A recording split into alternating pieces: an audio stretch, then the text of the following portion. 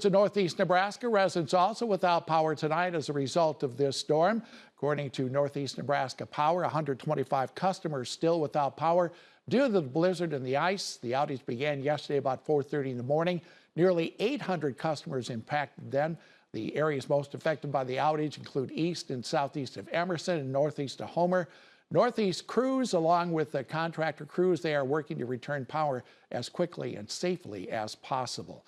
Now, according to Burt Public Power, 3,000 customers still out of power in that area. Mutual aid crews are coming in to help from Cedar Knox Public Power District in Hardington and in South Dakota. There's no set timeline for when the power will return due to a lot of damage. General Manager John Duckhorn says people should be cautious of power lines and poles that are on the ground.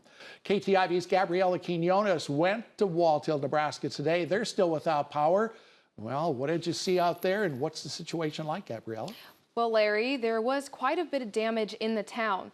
Walthill residents may not receive power until sometime tomorrow. One resident sustained tree damage and a down power line on their property. They told me they were very cold last night and just happy it wasn't below zero. Their whole block is still without power. One man spoke with us briefly and said he came home for his break to try to get his generator working before he had to be back at work.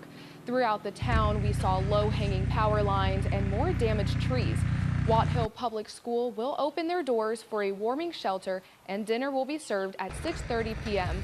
Village of Walthill Clerk Treasurer Casey Henneman says they are hoping tomorrow will be the day power is fully restored.